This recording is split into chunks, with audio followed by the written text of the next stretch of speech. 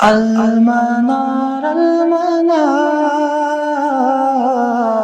المنار المنار المنار المنار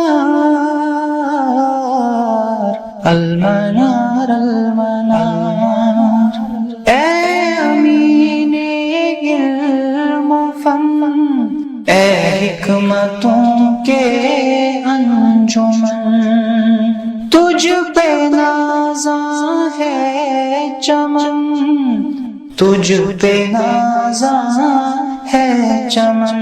السلام علیکم ورحمۃ اللہ وبرکاتہ۔ الحمد للہ وکفی والسلام علی عباده الذین اصطفى، اما بعد، قال اللہ تعالی فی القرآن المجید انا نحن نزلنا الذکر وانا له لحافظون، رب اشرح لی صدری ویسر لی امری واحلل عقدۃ من لسانی یفقهوا قولی، اللہم ارنا الحق حقا وارزقنا اتباعہ وارنا الباطل باطلا وارزقنا اجتنابہ، آمین یا رب العالمین۔ علوم القرآن کے گزشتہ درس میں ہم نے نظم کی آخری فصل میں سے 9ویں باب کا مطالعہ شروع کیا تھا، جس کا عنوان ناظم رحمہ اللہ تعالیٰ نے محکم القرآن و متشابہہ، یعنی قرآن مقدس میں محکم اور متشابہ کے بیان کا تذکرہ، اس حوالے سے کلام ناظم رحمہ اللہ تعالیٰ نے بیان کیا ہے اس باب میں۔ تو گزشتہ درس میں ہم نے محکم اور متشابہ کی تعریف کو دیکھا، اور یہ بات ہم نے تفصیل سے سمجھانے کی کوشش کی کہ قرآن مقدس میں جب ہم احکام اور تشابہ کی بات کرتے ہیں تو اس میں علماء مختلف جہات سے بات کرتے ہیں۔ ایک تو ہم نے یہ بات بیان کی کہ ایک اعتبار سے پورا کا پورا قرآن محکم ہے، دوسرا ہم نے یہ بات بیان کی کہ عمومی اعتبار سے پورا کا پورا قرآن متشابہ ہے، تو اس کے بعد ہم نے الاحکام الخاص اور التشابہ الخاص، جو کہ اصل میں اس بحث کی لغوی تعریف ہے، یعنی اصطلاحی تعریف ہے کہ قرآن مقدس کی بعض آیات کو محکم کہا گیا اور بعض آیات کو متشابہ کہا گیا، اور اس تقسیم کی جو بنیاد ہے وہ خود قرآن مقدس کی سورہ آل عمران میں موجود ہے۔ هو الذی انزل علیک الکتاب منہ آیات محکمات ہن ام الکتاب واخر متشابہات۔ تو اس عنوان کے تحت ہم نے تفصیل کے ساتھ بیان کیا کہ احکام سے علماء کیا مراد لیتے ہیں اور متشابہات کے حوالے سے کیا کیا اقوال موجود ہیں، ان کا ہم نے تفصیلی جائزہ لیا۔ اور جہاں پر بات اختتام ہوئی تھی وہ یہ تھا کہ کیا متشابہ آیات کی تفہیم ممکن ہے کہ نہیں، کیا ہم قرآن مقدس کی متشابہ آیات کے معانی کو سمجھ سکتے ہیں یا نہیں سمجھ سکتے ہیں۔ تو اس میں بھی علماء کے کیا کیا اقوال ہیں، کیا کیا مذاہب ہیں، اس کا ایک عمومی جائزہ ہم نے گزشتہ درس میں پیش کیا تھا۔ تو اسی بحث کو آگے بڑھاتے ہوئے اگرچہ ناظم رحمہ اللہ نے اس کو ایک یعنی علیحدہ باب کے طور پر بیان کیا ہے، مگر حقیقت میں یہ اسی بحث کا ایک ذیلی اسی بحث کی ایک ذیلی بحث ہے کہ جس میں ناظم رحمہ اللہ تعالیٰ نے متشابہ قرآن کی جو متشابہ آیات یا قرآن مقدس میں جو متشابہات ہیں ان کی اقسام کا تذکرہ یا مثالوں کا تذکرہ کیا ہے۔ تو فرماتے ہیں، یعنی 10ویں باب کا جو آغاز کیا ہے، فرماتے من انواع المتشابہ آیات صفات الباری عز وجل، یعنی متشابہات کی اقسام میں سے اللہ رب العزت کی صفات کا تذکرہ ہے۔ یعنی ناظم رحمہ اللہ نے یہ بات بیان کی کہ قرآن مقدس میں جو یہ کہا گیا کہ اللہ رب العزت نے بعض آیات کو محکم بنایا ہے اور بعض کو متشابہ بنایا ہے، اور متشابہ کے حوالے سے فرماتے ہیں کہ قرآن میں جو متشابہات ہیں ان میں سے ایک قسم کیا ہے، یعنی اللہ رب العزت کی صفات کا تذکرہ۔ تو جہاں تک یہ صفات کا تعلق ہے، یہ ہمارے یہاں علم عقیدہ یا ہم علم کلام کی بھی اگر بات کریں تو یہ ایک بہت ہی معرکۃ الآراء یعنی بحث ہے۔ اس پر اہل سنت کے یہاں بھی مختلف مذاہب ہمیں ملتے ہیں کہ اللہ رب العزت کی صفات کو کیسے سمجھا جائے۔ تو اس پر جو تفصیلی کلام ہمیں عقیدے کی کتابوں میں ملتا ہے وہ تو اپنی جگہ موجود ہے، تو یہاں پر ناظم رحمہ اللہ تعالیٰ نے اس اعتبار سے بیان کیا ہے کہ قرآن مقدس کی تفسیر کرتے ہوئے جب ایک مفسر یا ایک طالب علم ایسی آیات پر پہنچے کہ جن آیات میں اللہ رب العزت کی صفات کا تذکرہ آیا ہے یا اللہ رب العزت کی ذات کے حوالے سے بھی بعض مباحث کا تذکرہ آیا ہے، تو ان آیات کو ہم کیسے سمجھیں؟ جیسے کہ ہم دیکھتے ہیں قرآن مقدس میں اللہ کی صفات میں استوا کا تذکرہ آیا ہے، اسی طرح یدن کا تذکرہ آیا ہے، عینن کا تذکرہ آیا ہے، وجہن کا تذکرہ آیا ہے، یعنی چہرہ، ہاتھ، یعنی کسی جگہ پر قرار پکڑنا، یہ سب جو اوصاف اللہ رب العزت کے قرآن مقدس میں بیان کیے گئے ہیں، تو ان کو کیسے سمجھا جائے؟ چونکہ یہ براہ راست کس سے؟ تفسیر آیات کے ساتھ بھی تعلق رکھتا ہے، تو اسی لیے یہاں پر بھی اس کو بیان کیا گیا، اگرچہ یہ تفصیلی طور پر علم عقیدہ کا موضوع ہے، لیکن چونکہ یہاں پر ہم محکم متشابہ کی بحث کو سمجھ رہے ہیں تو یہاں پر ہم بھی اس کا ایک جائزہ پیش کریں گے۔ تو گزشتہ درس کی طرح آج کے درس میں بھی جو ہماری یہ پریزنٹیشن ہے یہ براہ راست امام سیوطی کی الاتقان سے ماخوذ ہے، ساری سلائیڈز اسی کتاب سے ماخوذ ہیں، اور ہم نے اس بحث کی تفصیلات میں جانے کے بجائے امام سیوطی کے کلام پر ہی اکتفا کیا ہے۔ تو بہرحال امام سیوطی رحمہ اللہ فرماتے ہیں، یعنی محکم متشابہ کی تفصیلات کو بیان کرنے کے بعد، یعنی اس کی تعریف کو بیان کرنے کے بعد انواع المتشابہ کے تحت بیان کرتے ہیں، من المتشابہ آیات الصفات، کہ یہ قرآن کی متشابہ آیات میں سے آیات صفات شامل ہیں۔ ولی ابن اللبان فیہا تصنیف مفرد، فرماتے ابن اللبان رحمہ اللہ نے اس پر ایک مستقل تصنیف لکھی ہے۔ تو فرماتے جیسے کہ قرآن مقدس کی بعض آیات، مثال کے طور پر سورۃ الطٰہٰ کی آیت نمبر 5 الرحمن علی العرش استوى، اس میں اللہ رب العزت کے عرش پر مستوی ہونے کا تذکرہ آیا۔ اسی طرح سورہ قصص میں بیان کیا گیا کل شیء حالک الا وجہہ، ہر کوئی چیز ہلاک ہونے والی ہے سوائے اللہ کے وجہ کے۔ لیکن میں یہاں پر ابھی ترجمہ بھی نہیں کر رہا ہوں کہ اس کی ایک خاص وجہ ہے کہ اب یہ وجہ کا سے کیا مراد ہے، اس کو ہم کیسے سمجھتے ہیں، تو اسی کا تذکرہ آج کے درس میں آئے گا۔ اسی طرح سورۃ الرحمن میں بھی، یعنی وَيَبْقَى وَجْهُ رَبِّكَ، اور کچھ نہیں باقی رہے گا سوائے تمہارے رب کے وجہ کے۔ اسی طرح سورہ طٰہٰ میں کہ نوح علیہ السلام کو جب حکم کیا گیا کشتی بنانے کا تو ان سے کہا گیا وَلِتُصْنَعَ عَلَىٰ عَيْنِي، تو آپ میری نظروں کے سامنے اس کشتی کو تعمیر کرو، تو اللہ کی نظروں سے کیا مراد ہے۔ اسی طرح سورہ فتح میں بیت رضوان کا تذکرہ کرتے ہوئے کہا گیا کہ ید اللہ فوق ایدیہم، یعنی اللہ کا ہاتھ، تو اللہ کے ہاتھ سے کیا مراد ہے۔ اسی طرح سورۃ الزمر میں قیامت کے قریب وقوع پذیر ہونے والے حالات کا تذکرہ کرتے ہوئے بیان کیا گیا والسماوات مطویات بیمینہ، یعنی اللہ کے دائیں ہاتھ کا تذکرہ ہے۔ اسی طرح کہ ساق کا تذکرہ قرآن میں آیا ہے، ٹھیک ہے۔ تو فرماتے ہیں امام سیوطی رحمہ اللہ وجمہور اہل سنہ، یعنی اہل سنہ کے جمہور علماء جن میں فرماتے منہم السلف و اہل الحدیث، جن میں سے سلف اور اہل حدیث۔ دیکھیے ہمیں بارہا ہم نے یہ بات سمجھائی ہے، ایک تو ہے اہل حدیث بطور ایک تحریک، بطور ایک اصلاحی تحریک، اور دوسرا ہے استنباط کا ایک منہج، ٹھیک ہے، یعنی جو ہم کبھی سمجھتے ہیں اہل الرائے کے مقابلے میں اہل حدیث کے منہج کا تذکرہ ہوتا ہے۔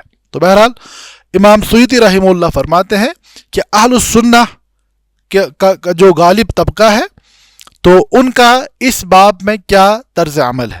فرماتے علی الایمان بها وتفویض معناها المراد منها الى اللہ تعالی ولا نفسرها مع تنزیہنا له عن حقیقتها۔ تو فرماتے اس باب میں جمہور اہل سنہ کا جو مسلک ہے وہ یہ ہے کہ ہم اللہ کی صفات پر ایمان لاتے ہیں اور اس کے معنی کو اللہ کی جانب لوٹاتے ہیں اور اس کی کوئی تفسیر بیان نہیں کرتے، اور اللہ کے بارے میں تنزیہ بیان کرتے ہیں۔ کیا مراد ہے اس چیز کا؟ تو فرماتے اس میں جمہور اہل سنہ کے مسلک کا جو خلاصہ ہے وہ یہ ہے کہ ہم آیات صفات پر ایمان لاتے ہیں۔ اللہ نے یہ بات بیان کی کہ الرحمن علی العرش استوى، اللہ عرش پر مستوی ہیں، ٹھیک ہے، تو ہم اس بات کو مانتے ہیں، اس بات پر ایمان لاتے ہیں کہ اللہ اپنے عرش پر مستوی ہیں۔ اس کے بعد فرماتے ہیں وَتَفْوِيضُ مَعْنَاهَا، کہ اس کے معنی کا بھی ہم اللہ کی طرف لوٹاتے ہیں۔ ٹھیک ہے، دیکھیے خلاصتاً اگر میں یہ بات بیان کروں کہ آیات صفات کو سمجھنے کے حوالے سے 3 بڑے مسالک ہیں۔ ایک تو یہ ہے کہ ہم کہیں تفویض المعنی والکیف، کہ ہم معنی کو بھی اللہ کی جانب لوٹاتے ہیں اور کیفیت کو بھی، کہ ہمیں نہ پتہ ہے اس کا کیا معنی ہے اور نہ ہمیں معلوم ہے کہ اس کی کیا کیفیت ہے۔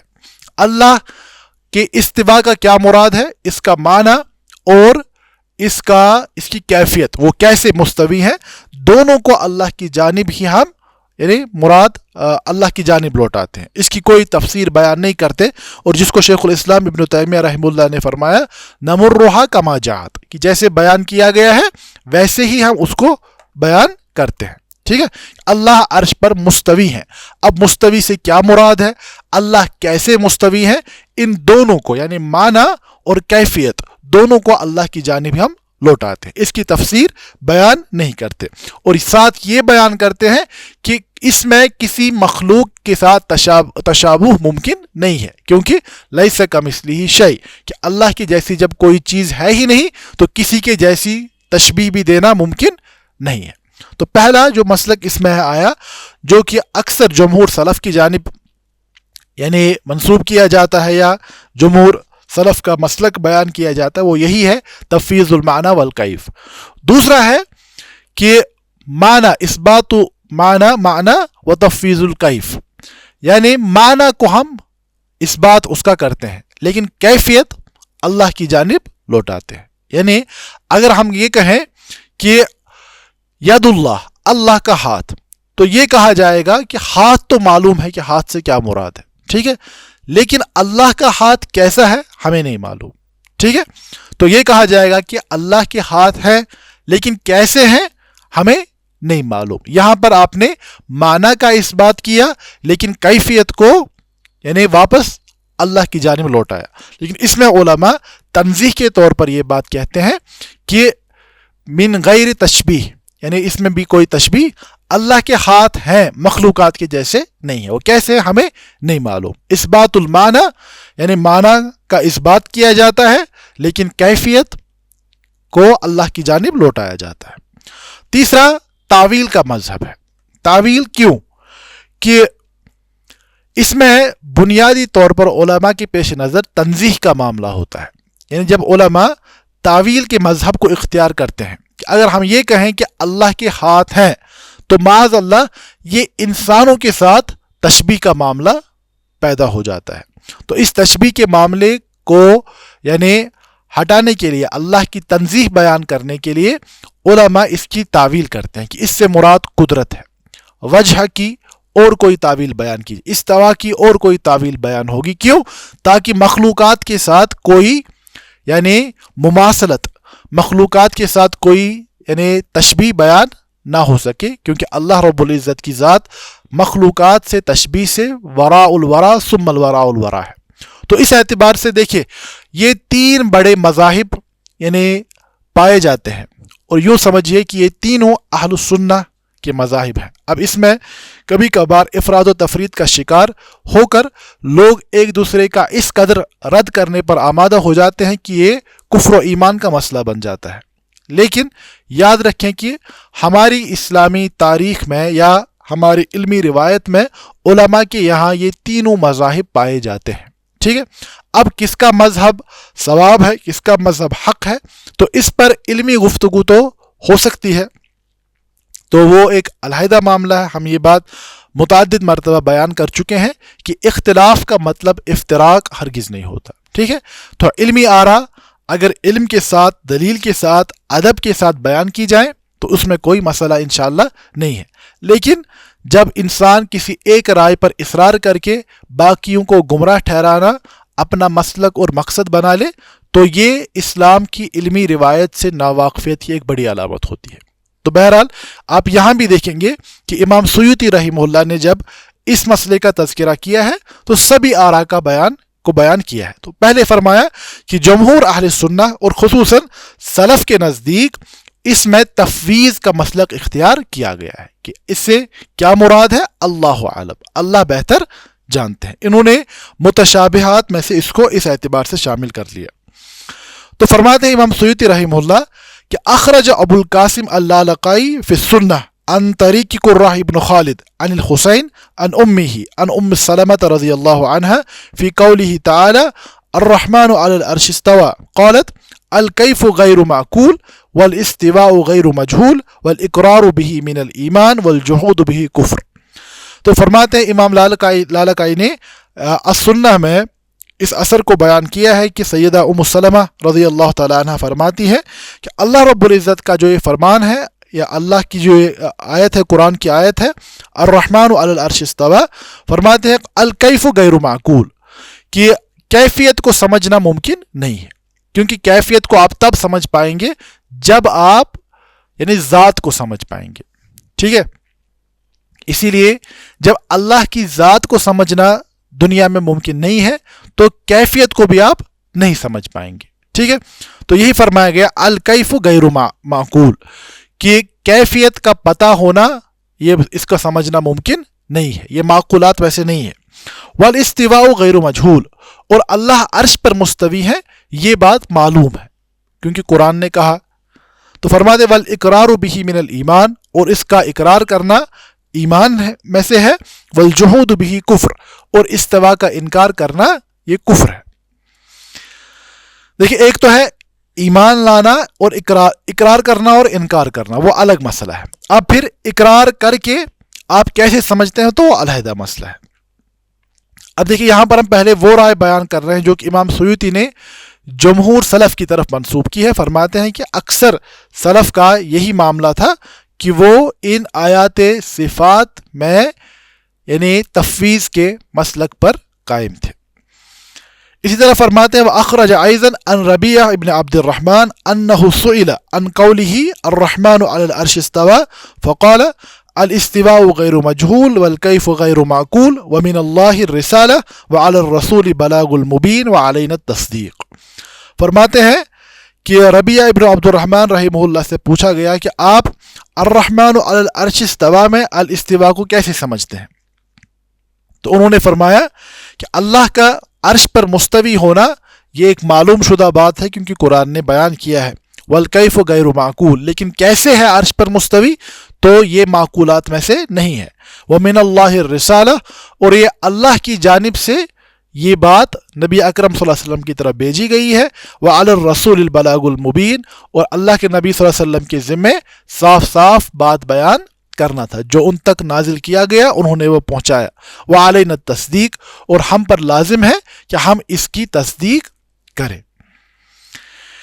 اسی طرح امام مالک رحمہ اللہ سے یہ بات سب سے زیادہ مشہور ہے کہ ان سے جب پوچھا گیا تو انہوں نے بیان کیا الکیف غیر معقول والاستواء غیر مجہول والایمان به واجب والسؤال عنہ بدعۃ، کہ کیفیت کو سمجھنا ممکن نہیں ہے اور اللہ کا عرش پر مستوی ہونا یہ ایک طے شدہ امر ہے اور اس پر ایمان لانا واجب ہے اور اس کے بارے میں سوال کرنا بدعت ہے.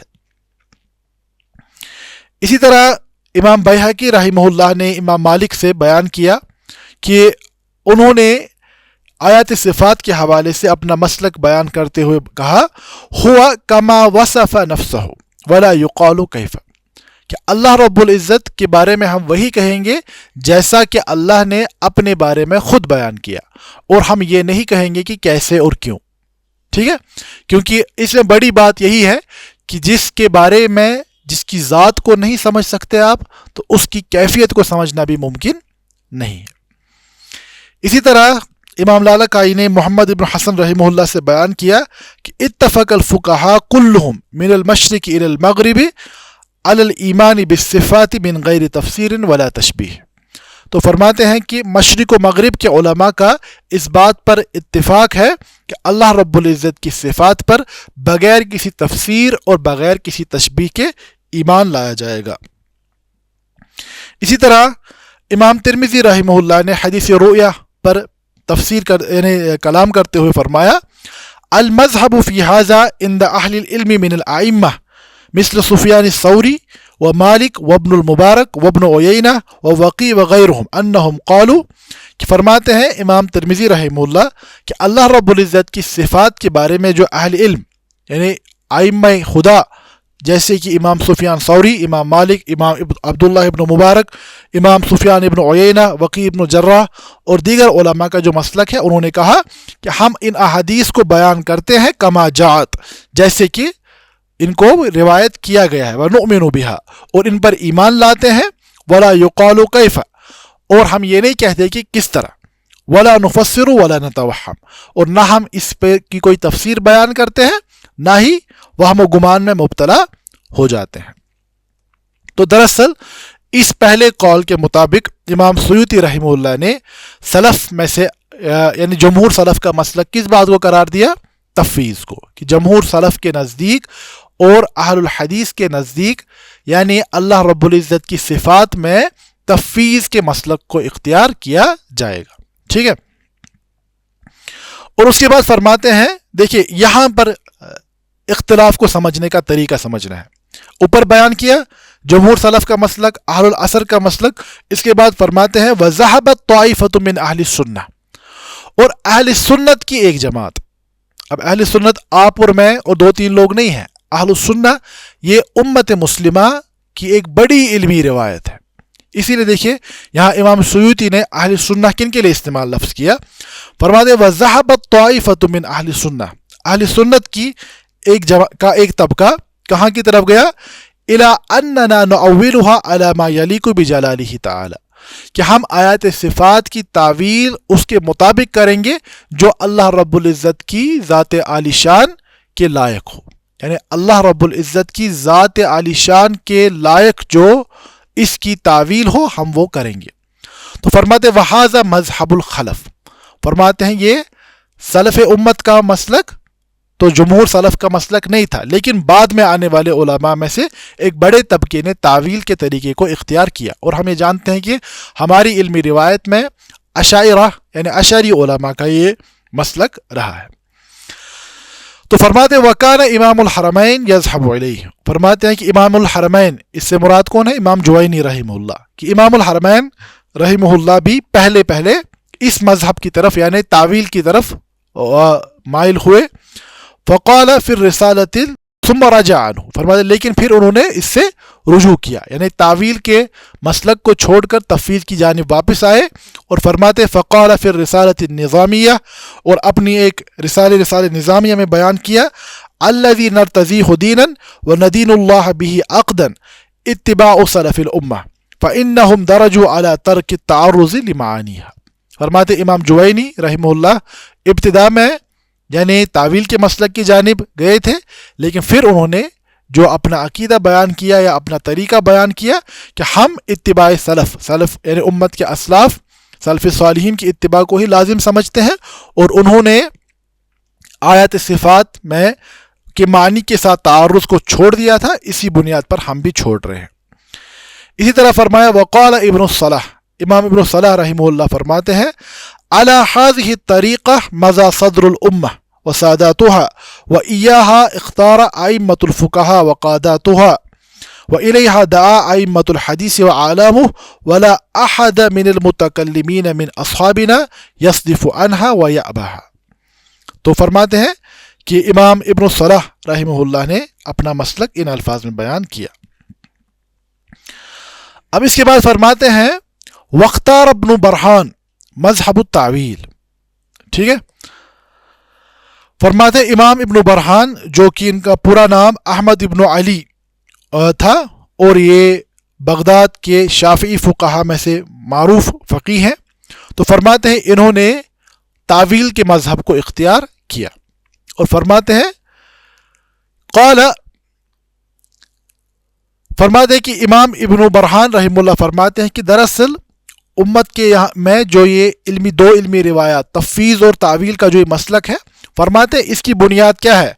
हल यजूज़ अन यकून फ़िल कुरान शैउन लम नअलम मानाहु औ ला बल यअलमुहु अर्रासिख़ून फ़िल इल्म।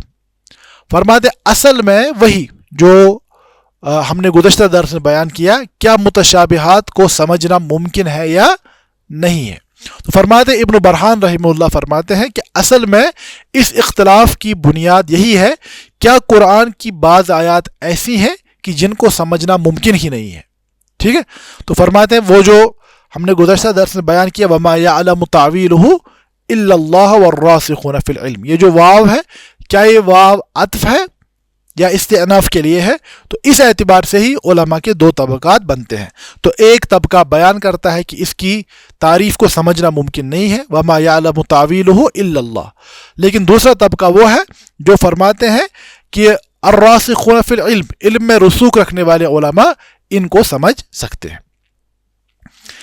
تو امام سیوطی فرماتے ہیں وتوسط ابن دقیق العید، کہ امام ابن دقیق العید رحمہ اللہ نے درمیانی ایک راہ کو اختیار کیا. فرماتے ہیں اذا کان التعویل قریبا من لسان العرب لم ينکر، فرماتے ہیں جب تعویل عربوں کی زبان کے قریب ہو، یعنی یہ کوئی بعید تعویل لے کر نہ آئے، تو فرماتے ہیں اس کا انکار نہیں کیا، یعنی عربوں کے یہاں مستعمل ہو کوئی لفظ. فرماتے ہیں او بعیدا توقفنا عنہ، اگر بہت بعید ہو یعنی عربوں کے استعمالات سے دور کوئی تعویل آ جائے تو اس پہ ہم توقف کریں گے. فرماتے وآمنا بمعناه على الوجه الذي أريد به مع التنزيه.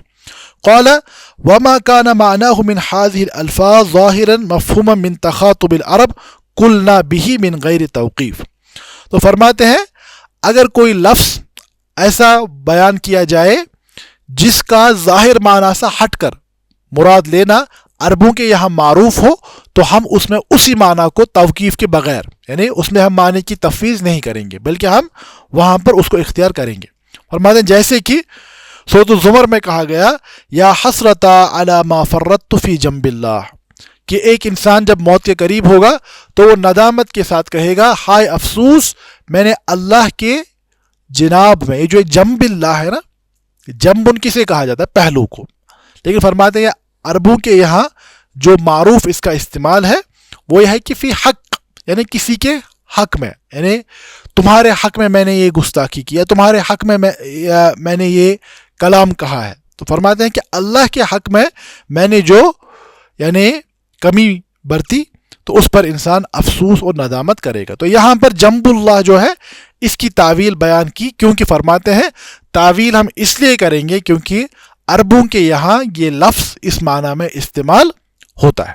تو ابن دقیق رحمہ اللہ نے ایک درمیانی راستہ اختیار کیا. تو فرماتے ہیں کہ ایسے الفاظ کہ جن کو اپنے ظاہر معنی سے ہٹ کر استعمال کرنا عربوں کے یہاں معروف ہے تو ہم ایسی تعویل کا انکار نہیں کریں گے، تو ہم ایسی تعویل کو بیان کریں گے. ٹھیک ہے، تو یہ تو ہمارے یہاں دوسرا مسلک ہوا، اور بعد میں ہم دیکھتے ہیں کہ ہمارے اشعری علماء نے اسی تعویل کے مسلک کو ہی اختیار کیا ہے. ٹھیک ہے، اس کے بعد امام سیوطی نے بعض یعنی مثالوں کا تذکرہ کیا ہے کہ مثال کے طور پر قرآن مقدس میں یہی استوا، وجہ، ید، یا اللہ رب العزت کے بارے میں غضب کی صفت کا بیان کرنا یا اللہ کے تعجب کا تذکرہ کرنا، تو یہ سب کیسے کیسے علماء نے ان چیزوں کو سمجھا ہے تو امام سیوطی نے تفصیل کے ساتھ بیان کیا ہے. اب چونکہ ناظم نے استوا پر ہی اکتفا کیا ہے تو ہم بھی اسی پر اکتفا کریں گے. تو فرماتے ہیں من ذالک صفت الاستواء، فرماتے ہیں جو قرآن کی آیات متشابہات میں اللہ کی جن صفات کا تذکرہ آیا ہے ان میں استوا کا تذکرہ آیا ہے.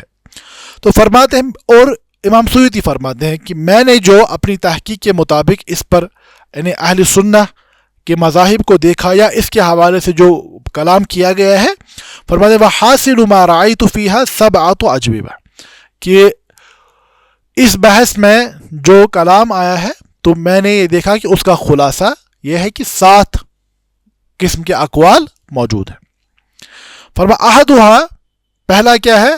حقا مقاتل والقلبی عن ابن عباس رضی اللہ عنہما ان استوى بمعنى استقر وهذا ان صح يحتاج الى تعویل فان الاستقرار يشعر بالتجسیم.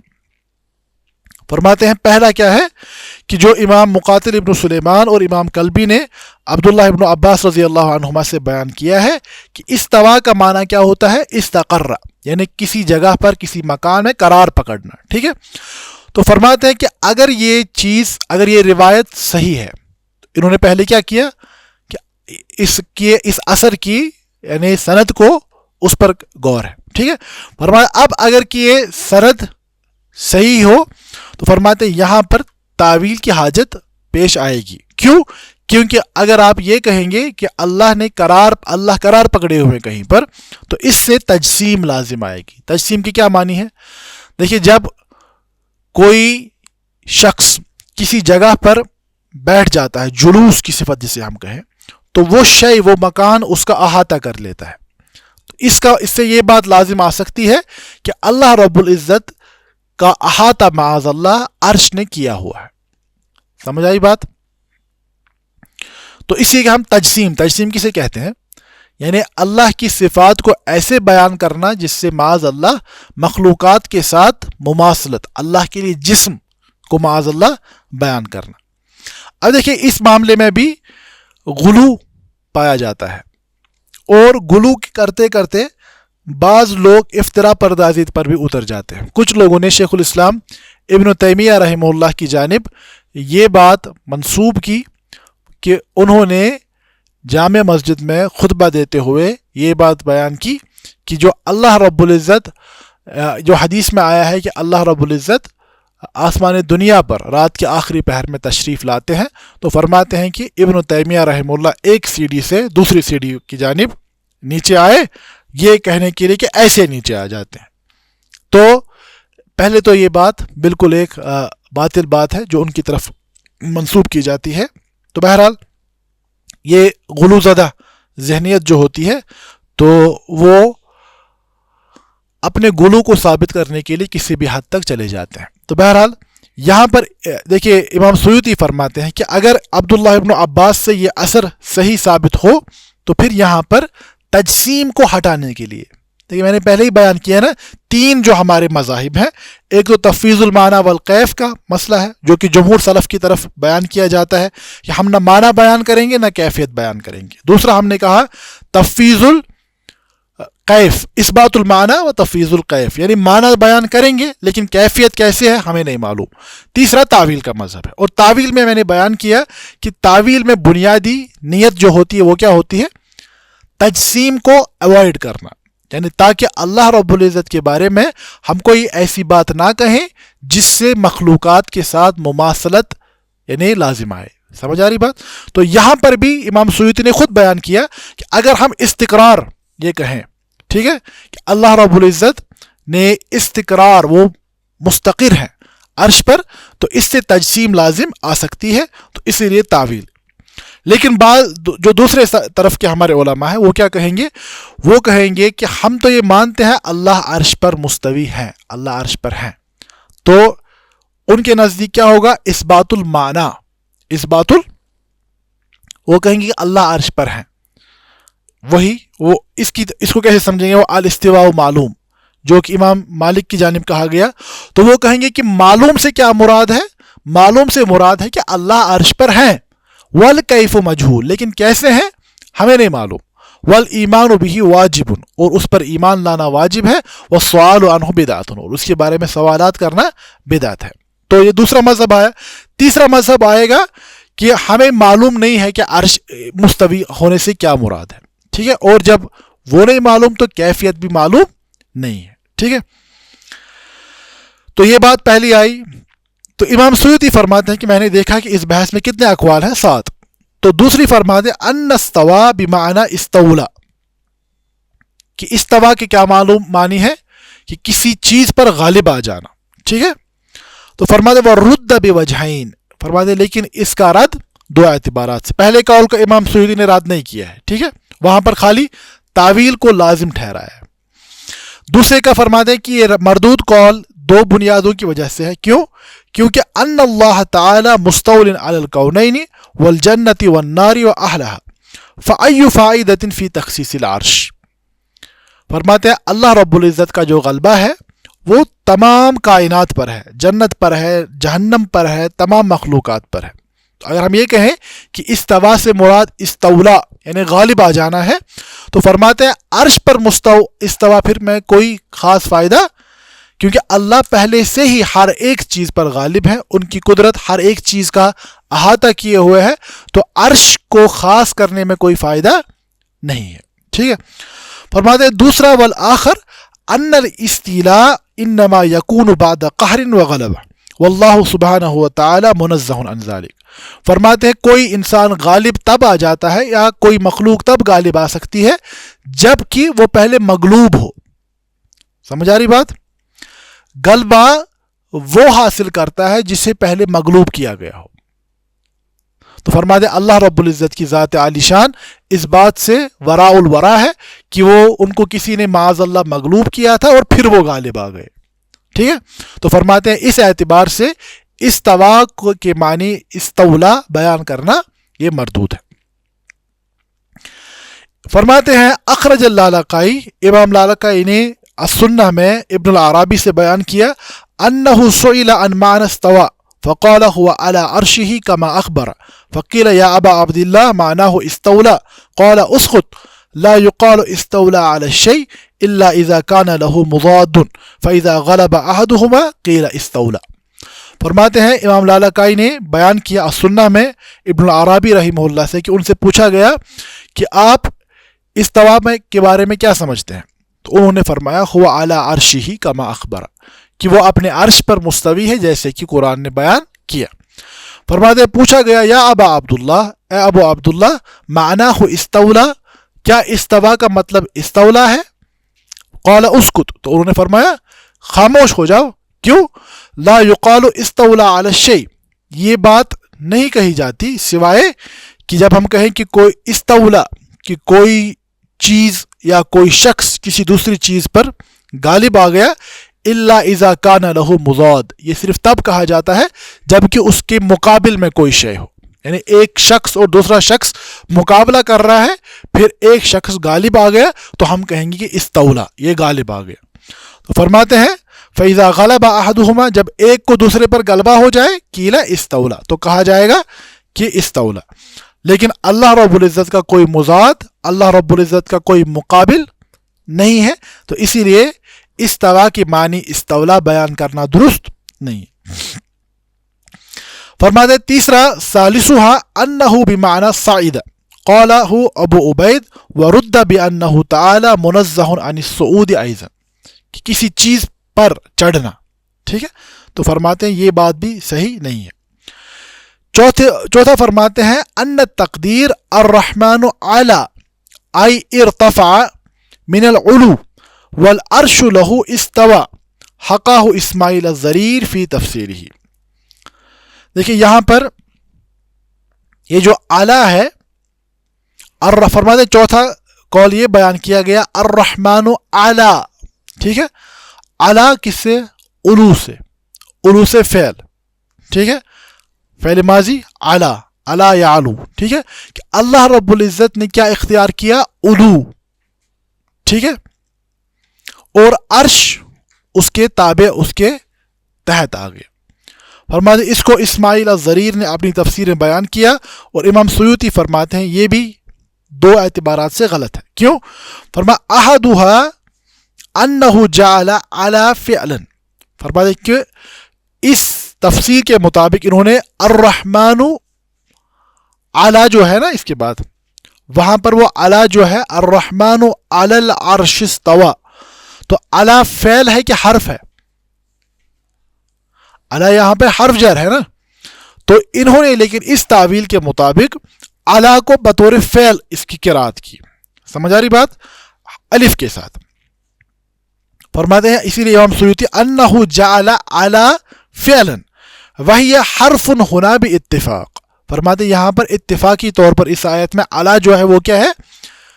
वो हर्फ है, फ़ेल नहीं है।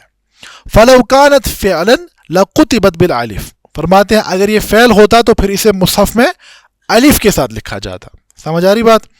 का कौलिही, जैसे कहा गया सूरह क़सस में कि इन्न फ़िरऔन अला फ़िल अर्ज़। ठीक है, कि फ़िरऔन ज़मीन पर क्या हो गया? यानी गालिब, सरकश हो गया वो, या गालिब आ गया फिलहाल। ठीक है, तो यहाँ पर अला जो है ना, इन्न फ़िरऔन अला, इसमें अला किससे लिखा गया है? अलिफ से। जब बतौर फ़ेल इसको लिखा जाएगा ना तो फिर अलिफ से लिखा जाएगा, लेकिन अर्रहमानु अलल अर्श इस्तवा में अला नहीं है अलिफ के साथ। ठीक है, समझ आ रही बात?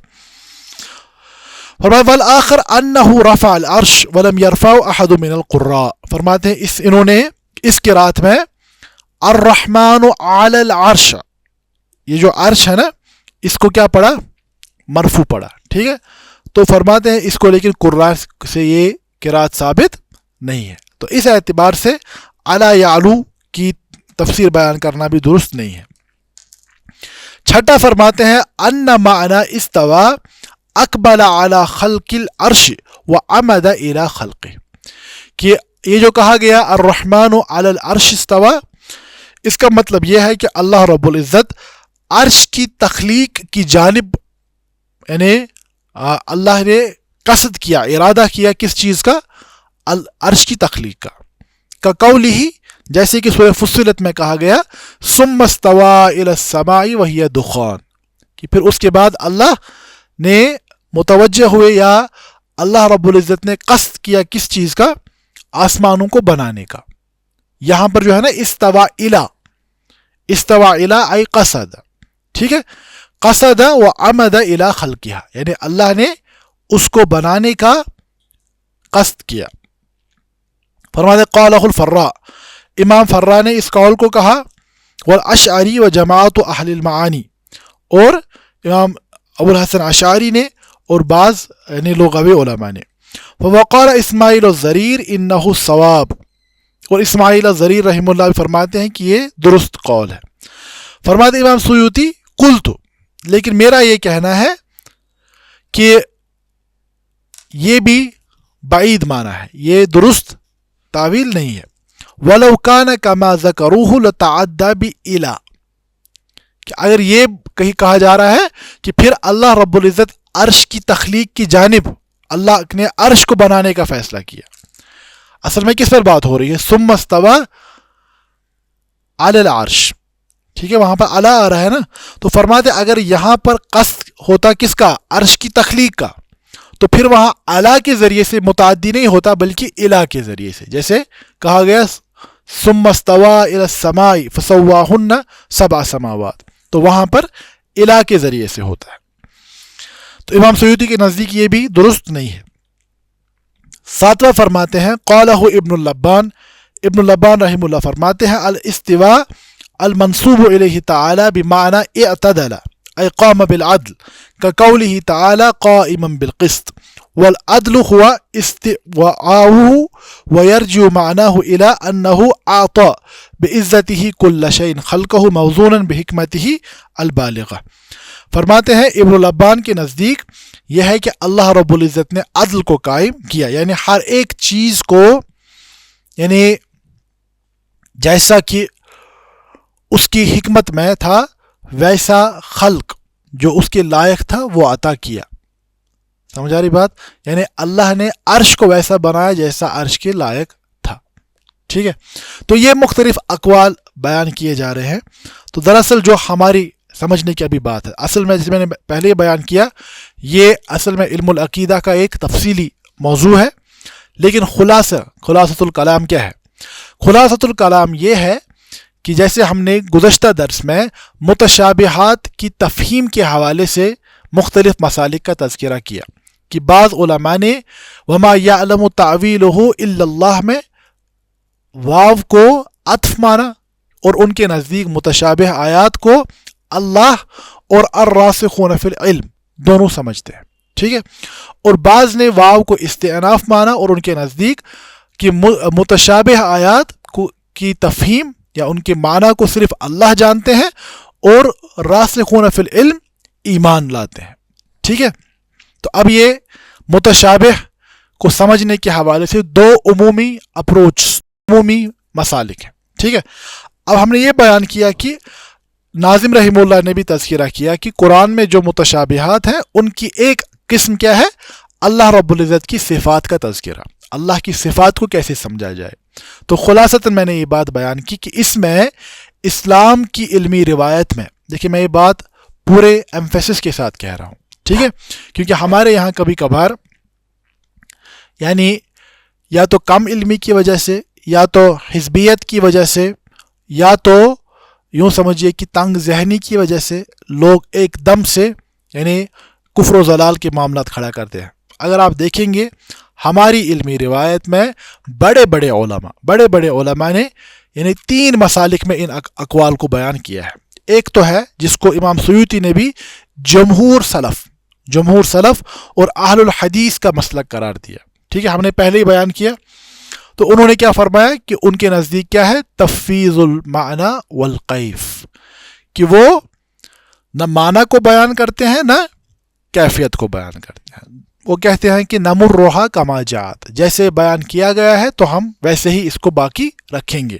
ٹھیک ہے, تو جیسے حدیث میں ایک جگہ آیا انکم سترون ربکم, ان قریب تم دیکھو گے اپنے رب کو, کما ترون ھذل قمر, جیسے کہ تم اس چاند کو دیکھ رہے ہو, اور ولا تضامون لرؤیتہ, اور تمہیں اللہ کو دیکھنے میں کوئی جھگڑنا نہیں پڑے گا. ٹھیک ہے, تو یہ آخرت کے معاملات ہیں, ان کی حقیقت آخرت میں ہی کھل کر سامنے آئے گی. موسیٰ علیہ السلام سے کہا گیا تھا, انہوں نے جب اس بات کا تقاضا کیا رب ارنی انظر الیک, اللہ میں آپ کو دیکھنا چاہتا ہوں, لن ترانی, کہا گیا کہ نہیں دیکھ سکتے ہو. ٹھیک ہے, تو اس اعتبار سے جمہور سلف اور اہل الحدیث میں نے شروعات میں بیان کیا, یہ جماعت نہیں بلکہ استنباط کا منہج ہے. ٹھیک ہے, تو انہوں نے بیان کیا کہ ہم تفویض المعنی والکیف کو اختیار کریں گے. ٹھیک ہے, دوسرا ہم نے بیان کیا کہ علماء کا ایک بڑا طبقہ وہ ہے جنہوں نے اثبات المعنی و تفویض الکیف کو اختیار کیا, کہ ہم معنی کا تو اثبات کریں گے, اللہ کے ہاتھ ہیں لیکن کیسے ہیں ہمیں نہیں پتا, اللہ عرش پر مستوی ہیں کیسے ہیں ہمیں نہیں معلوم. تو انہوں نے امام مالک کی اس قول کو بھی ایسے ہی سمجھا کہ الاستواء معلوم. جب امام مالک کہتے ہیں کہ استواء معلوم ہے, تو معلوم کا کیا مطلب ہے؟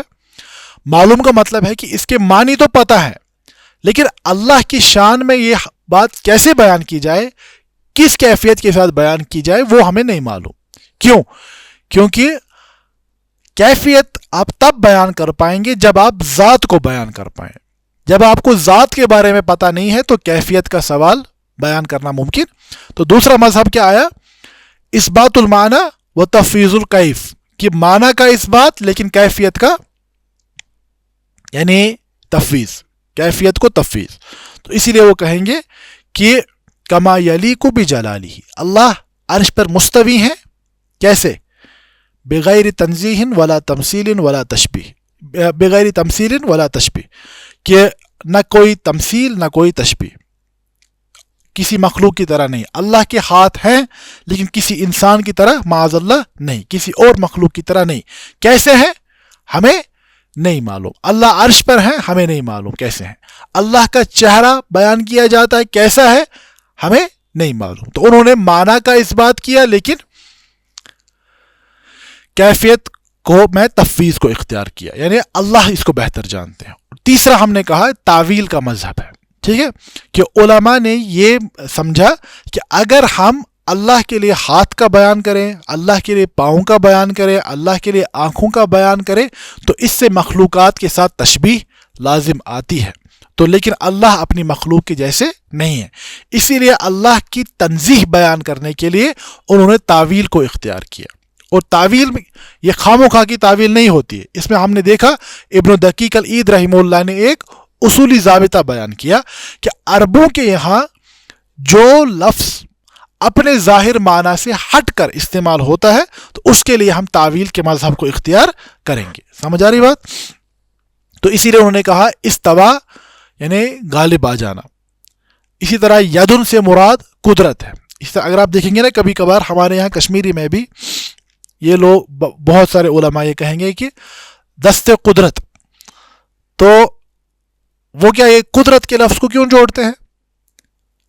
اگر یہ کہے کہ اللہ کے ہاتھ, تو وہ اس چیز کو بیان کرنا مناسب نہیں سمجھیں گے. کیوں؟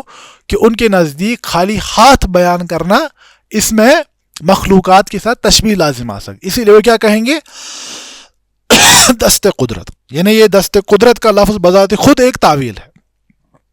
سمجھ آ رہی بات؟ تو یہ تینوں مذاہب ہماری علمی روایت میں پائے جاتے ہیں. میں نے پہلے ہی بیان کیا, آپ ان تینوں مذاہب میں سے کسی ایک مذہب کو اختیار کر لیں علم کی بنیاد. ایک تو ہوتا ہے جہالت, عصبیت اور تعصب کی بنیاد پر, اس کو چھوڑ دیجئے, وہ طالب علم کا کام نہیں ہوتا. لیکن یہ کہ آپ اسلام کی علمی روایت کا جائزہ لیتے ہوئے، بڑے بڑے مفسرین اور محدثین کی علمی آراء کا جائزہ لیتے ہوئے کسی ایک مسلک پر مطمئن ہو جاتے ہیں تو وہ کوئی بڑا مسئلہ نہیں ہے. لیکن آپ بغیر جانے بوجھے اسلام کی علمی روایت سے ناواقفیت کی بنیاد پر ایک چیز کو اختیار کریں اور دوسری چیز کو مردود قرار دیں، اور اس میں پھر اس قدر غلو اختیار کریں کہ آپ کی تلوار سے بڑے بڑے علماء اور امت کے بڑے بڑے فقہا بھی محفوظ نہیں رہ پائیں گے. ٹھیک ہے، تو اس اعتبار سے ہمیں یہ سمجھنا چاہیے یہ 3 مذاہب پائے جاتے ہیں، ان تینوں مذاہب کو ہم سمجھیں گے، اس میں سے کسی علمی رائے کو اختیار کریں وہ بہتر ہے. اور اس میں اسلم سب سے محفوظ جو راستہ ہے وہ سلف صالحین امت کے جمہور سلف کا مسلک ہے کہ آپ تفویض المعنی والکیف کے مذہب کو اختیار کریں اور آخرت میں اللہ رب العزت کی جانب سے کی طرف سبھی چیزوں کو لوٹائیں. ٹھیک ہے، اب دیکھیے امام ان سبھی باتوں کو سامنے رکھتے ہوئے نظم کی طرف آئے جو کہ سلسلۃ المتون کے صفحہ نمبر 58 پر ہے. تو ناظم رحمہ اللہ فرماتے ہیں من انواع المتشابہ آیات و صفات الباری عز و جل، کہ متشابہات کی اقسام میں سے کیا ہے؟ اللہ رب العزت کی صفات. فرماتے ومنہ آیات الصفات، اور متشابہ میں سے کیا ہے؟ آیات الصفات کالید والوجہ واستوا وعینی یرتدی. فرماتے جیسے کہ اللہ کے لیے ہاتھ کا بیان کرنا، چہرے کا بیان کرنا، استوا عین آنکھوں کا بیان کرنا. فرماتے اسلافنا التفویض وہو اسلم والخلف التعویل وہو احکم. فرماتے ہیں اس بارے میں ہمارے اسلاف نے جو مذہب اختیار کیا وہ کیا ہے؟ تفویض. تفویض کے کیا معنی ہے؟ ہاں، وہو اسلم، اور یہ کیا ہے؟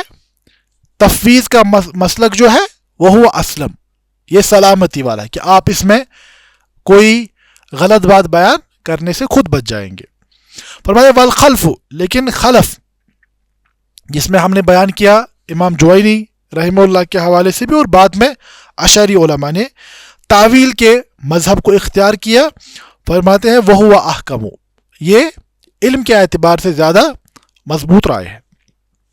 فرماتے ترجیح واحد من المحامل بدون قطع فافتراقه جلی آنی من التفسیر وهو القطع فلم يجوز ما ليس فيه الرفع. تو اس کے بعد فرماتے وجائز تعویلہ لعالمی. دیکھیں اب دیکھیں اور یہ کیا فرماتے، اہم بات ہے.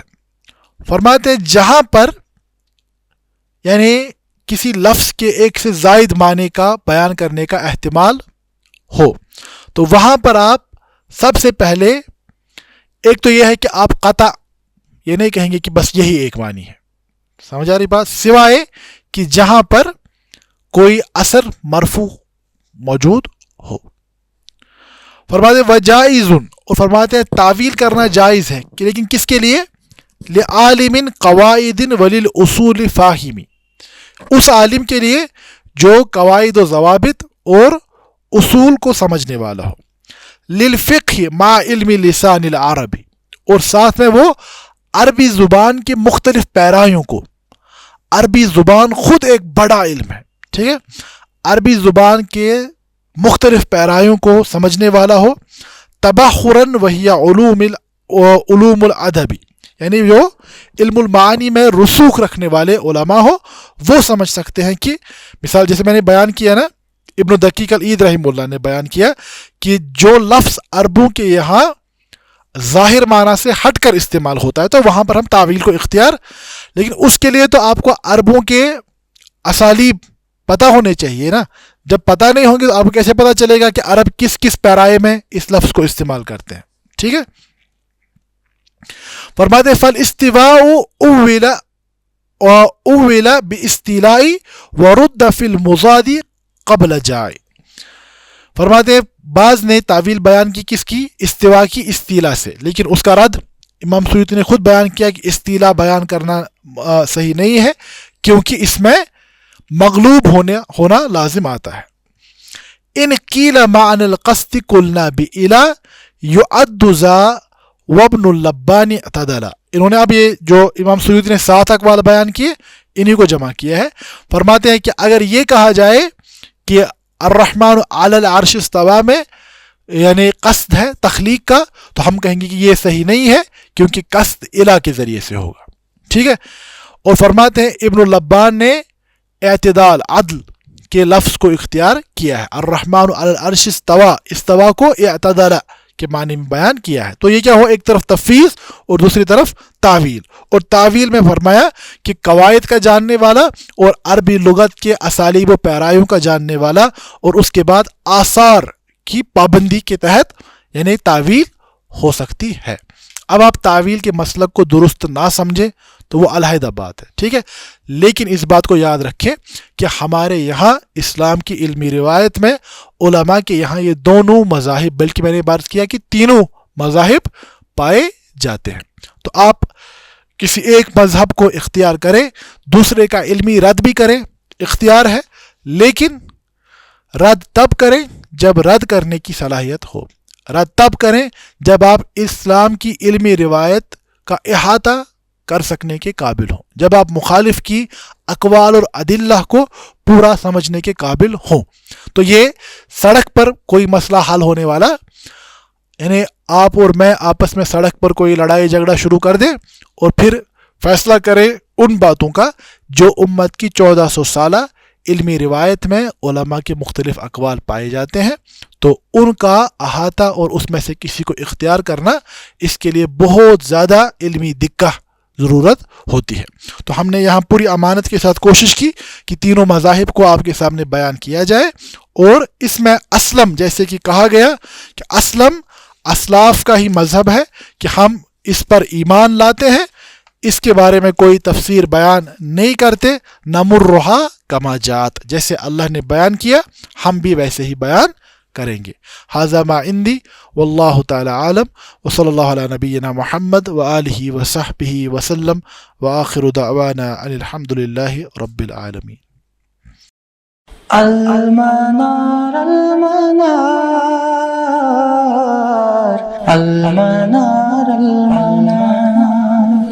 अलमनार अलमनार अलमनार अलमनार ए अमीने इल्म फन, ए हिकमतों के अंजुमन, तुझ पे नाज़ा है चमन, तुझ पे नाज़ा है चमन।